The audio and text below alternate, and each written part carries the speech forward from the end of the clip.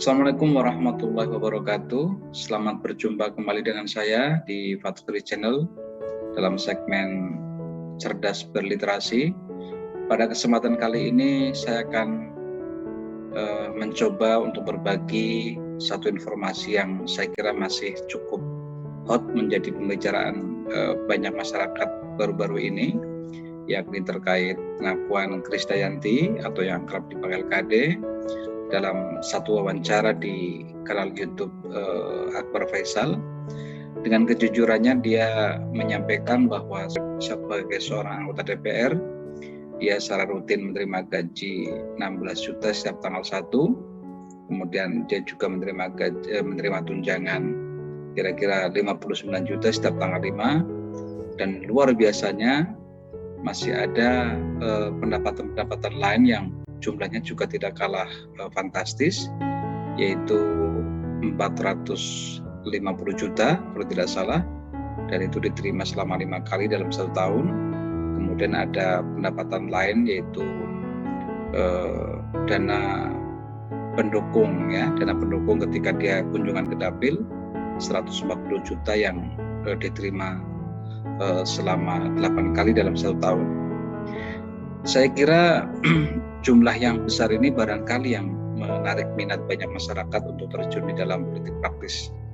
Dengan apa yang disampaikan Krisdayanti tadi, bisa kita rata-ratakan sebetulnya dalam 1 bulan itu anggota DPR RI di Senayan memperoleh kira-kira 350-an juta per bulan, atau per tahun bisa 4 sekian miliar. Ini tentu bukan jumlah yang sedikit, ya, karena kita tahu bahwa di sebagian besar masyarakat kita masih banyak yang tentunya mendapatkan gaji di bawah UMR, ya. Namun untuk merebut kursi panas DPR tentu bukan perkara mudah, ya. Saya kira pengakuan Krisdayanti ini perlu kita berikan apresiasi karena tidak banyak orang yang jujur seperti Krisdayanti, dan bahkan mungkin ini baru kali pertama kita mendengar secara gamblang jumlah yang diterima oleh anggota DPR RI seperti itu. Krisdayanti sebagai seorang pesohor, sebagai seorang yang sudah malang melintang dalam dunia keartisan, perlu merogoh kocek 3 miliar. Ini tentu bukan jumlah yang sedikit bagi kita, ya. Tapi mungkin bagi Krisdayanti atau bagi mereka-mereka yang selama ini sudah malang melintang dalam kompetisi perebutan kursi panas di DPR RI, barangkali mungkin jumlah yang cukup sedikit. Namun sesungguhnya ada hal yang menarik, ya. Krisdayanti sebagai seorang pesohor saja masih butuh merogoh kocek kira-kira 3 miliar. Lantas bagaimana dengan mereka-mereka yang tidak cukup terkenal? Lantas bagaimana dengan mereka-mereka yang ingin berebut kursi ke Senayan tapi tidak cukup memiliki jaringan yang kuat di akar rumput? Tentu ini bukan perkara mudah, dan ternyata bisa kita simpulkan bahwa untuk menjadi seorang anggota DPR RI itu butuh perjuangan yang luar biasa kuat seperti itu. Artinya tidak cukup hanya dengan semangat, tidak cukup hanya dengan idealisme, tidak cukup pula dengan hanya ambisi, namun yang terpenting adalah bagaimana seorang calon anggota legislatif juga memiliki kekuatan finansial yang mencukupi.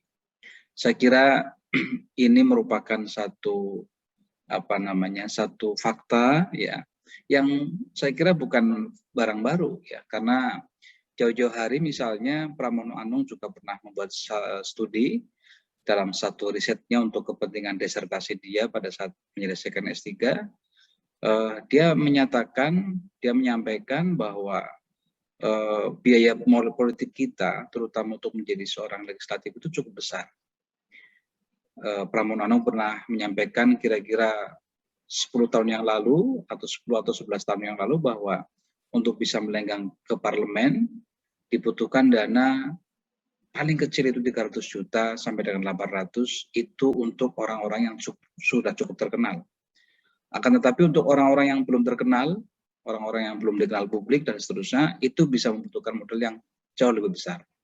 Bisa 2M, 6 miliar, bahkan Pramono pernah bercerita ada salah satu koleganya yang bisa menghabiskan sampai dengan 22 miliar. Wow, ini tentunya jumlah yang cukup fantastis. Saya kira dengan sistem yang ada seperti sekarang, sepertinya tidak akan banyak orang-orang yang hanya modal jujur misalnya, orang-orang yang hanya modal idealisme bisa melenggang ke Senayan. Karena ternyata sistem kita mengkondisikan untuk bisa menjadi seorang anggota itu, atau untuk menjadi seorang anggota DPR itu membutuhkan modal finansial yang tidak sedikit. Ini saya kira perlu menjadi catatan penting bagi kita. Lantas, kalian masih mau mencoba mencari peruntungan menjadi seorang anggota DPR? Monggo, saya kira ini merupakan hak ya. Memutuskan untuk terjun dalam dunia politik praktis atau tidak adalah merupakan hak ya.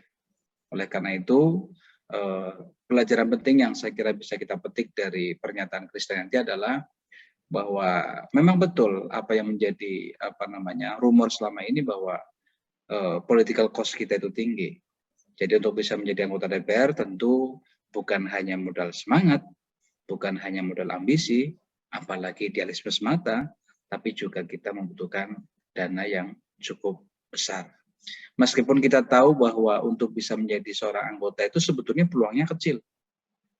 Kalau kita melihat data, ya, data calon atau DCT, ya, yang sudah pernah ditetapkan KPU pada tahun 2018 untuk pileg tahun 2019, datanya kira-kira 7.900-an, ya, calon anggota legislatif yang ditetapkan sebagai DCT.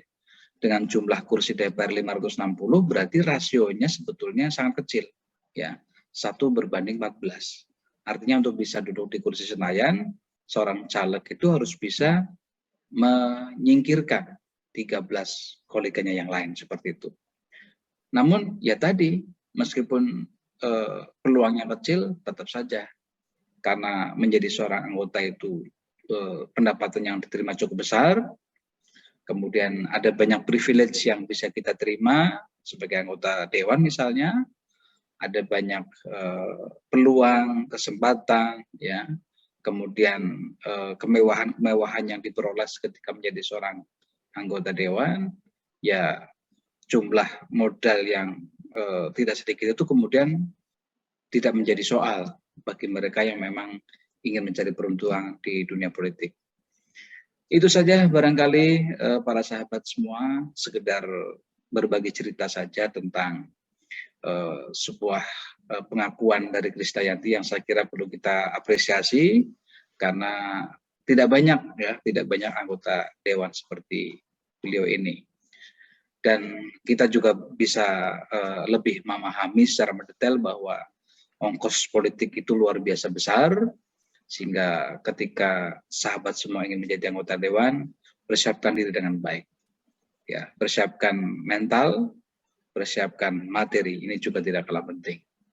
Ya, semoga kalian semua, para sahabat yang ingin punya cita-cita menjadi anggota dewan, bisa melenggang dengan lancar. Amin.